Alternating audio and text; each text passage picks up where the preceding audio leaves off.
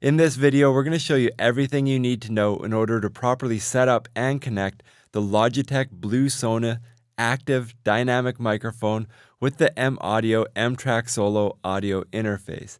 This is probably the coolest thing about the Logitech Blue Sona microphone is that you get that broadcast grade dynamic microphone, but it can be easily run from an inexpensive audio interface like the M-Track Solo, and that's what we're going to demonstrate in this video today. If you are looking for pricing or specs for anything that you see in this video, the microphones, the stands, the cables, any of the accessories that we recommend, we have links down in the description below where you can find current up-to-date pricing from a variety of online retailers to make sure that you are getting the best price possible. Now, when you first open the Logitech Blue Sona out of the box, you get the Logitech Blue Sona and you get an alternate windscreen. This microphone does come in white as well, but you either get a black or red windscreen with it. This is purely subjective. There is no acoustic difference between either one of these windscreens on the Blue Sona microphone, so just pick the one that you think looks better for your set or your production that you're working on. Next, as you can see here, I am holding the Logitech Blue Sona. We're going to need some type of a stand for this microphone. For me, it really comes down to two options. You can get an inexpensive table stand. We used these for many, many years. We probably have like 30 of them lying around the studio here. They're really inexpensive. You can unscrew the top from the base here and it folds flat, so it's really portable. There's just really two cons against using this. One thing that's not so good about a table stand like this is that there's no sound isolation. So if you're tapping or moving stuff around the table, that sound can travel up through the stand into the microphone. And the other thing we don't really love about table stands is, as you can see in front of me today, I have a laptop, the audio interface, my headphones, some notes, some things lying around. You just run out of table space after a while, so it is nice to have a free-floating boom arm. If you are interested in a boom arm, the only one that we recommend at this point is the Rode PSA 1 Plus. You can see I have it here with me, and this is what it looks like if you don't tape over the logo. I taped over the logo just because I think it looks better. I didn't want Rode's logo on it anymore. So that does give you a good option. The cool thing about this is the neoprene and the shock mounting and all that takes the resonance out of the table so it doesn't travel into the microphone. And this boom arm is extremely flexible and you can get this microphone wherever you need it to be. I'll show you what that means. Just going to quickly connect this. You do need the thread adapter that comes with the Rode PSA 1 Plus in order to properly get connected all. So once it's connected there, then we can move this around. You can see here that it doesn't drift or float. No matter where I leave it, it stands exactly there. So it's awesome. It's distraction free. I find I never think about the boom arm when I'm using this one. Other ones have all kinds of knobs and stuff you have to tighten. This is way better. Now that we have it connected to a stand, let's quickly talk about microphone placement. This is a broadcast dynamic microphone, so we do need it within about a fist of our mouth. It will not be effective if it's a foot away from your mouth. You'll have to turn up the audio interface way too much and you're going to capture all kinds of background sound. Likewise, you don't want to be too close to the microphone like this. You're going to notice it gets kind of boomy and poppy. For best results, you just want it kind of a fist away and you want it just slightly off to the side so you're talking past the microphone for best results. Next, let's connect the Blue Sona to the M-Track Solo. Before we do that, we do just want to take a quick look at the audio interface, make sure all the levels are turned down, and most importantly, this phantom power switch, we want to make sure is in the off position. Whenever you connect microphones to your audio interface, make sure that phantom power is turned off. There's like a 1 in a million shot that if that's turned on, you can actually arc two of these pins on an XLR cable and it can create a short within the system. Next, we're going to use a standard XLR cable here. You can see it's male to female. We like these canary ones. Again, we have some links down in the description below. They have black connectors. They come in a variety of colors. They're really flexible and easy to use. Plus, they do have that star quad design inside of them, which you kind of want for studio XLR cables just because of how much electromagnetic interference there is on the table with you. So for best results, we recommend these cables. Next, we can connect the XLR cable to the back of the microphone. And next, we can connect the XLR cable to the boom arm.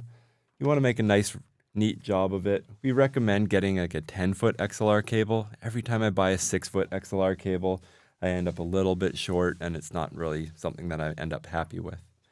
Next, we can connect the male end of this XLR cable to the front of the M-Audio audio interface. And now we can talk about powering this microphone up. The blue Sona here is what's known as an active dynamic microphone. It's a dynamic microphone, but it has a built-in mic activator or inline preamp in the back of the microphone. So we do need to power it, even though it's a dynamic microphone, in order to get that mic activator to work, in order to make the microphone work. It will not give you any level unless you power the microphone. How do we do that? On the front of the M-Audio M-Track Solo, there's a phantom power switch. We can turn that on. That will deliver 48 volts of phantom power into the blue Sona. Now, I'm just going to pull my laptop in front of me so I can see my meter here. If we look at the M-Track Solo, you can see that we are getting a signal. This is awesome. That means that everything that we've done so far is working. If we look over at my computer here, I have OBS open with a meter. OBS is free software that you can use to record or live stream with. You can see that my level is coming in at around -40 to -35, somewhere in there. For best results, you want your peak to be between -18 and -12. So on OBS here, anywhere in this yellow is where you want your loudest moment. You never want to see red. If you're recording, you want to be in the yellow as much as possible. So let's get there. We're going to turn up the input on this XLR input that we connected. And as I'm speaking naturally, you can see that the blue Sona there just peaked at around -14, I would say. I'm going to turn up just a little bit more so I'm in the yellow a bit more often there. I think somewhere around there, that's about where I was when I first tested the microphone too. That puts me around 6, just over 6, between 6 and 7 out of 10 on the M-Audio preamp. Now, this is the beautiful thing about this microphone. Other broadcast dynamic microphones like the Shure SM7B, the EV-RE20, the M-Audio M-Track Solo can't power those microphones.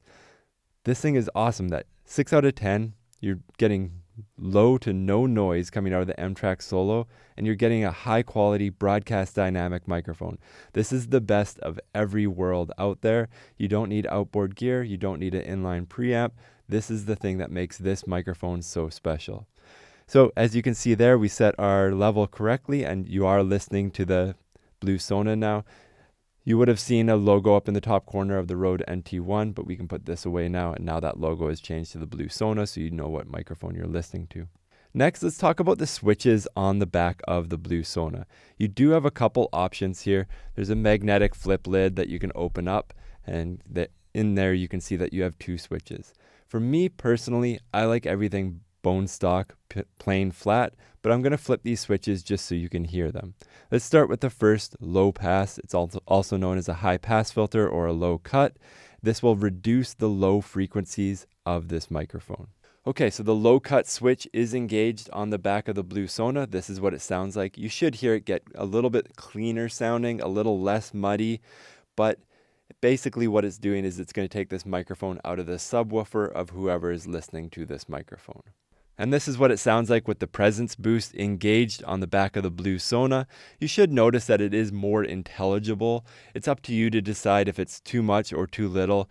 My personal preference is to leave this off, but if this does sound good on your voice, it might be a great option for you.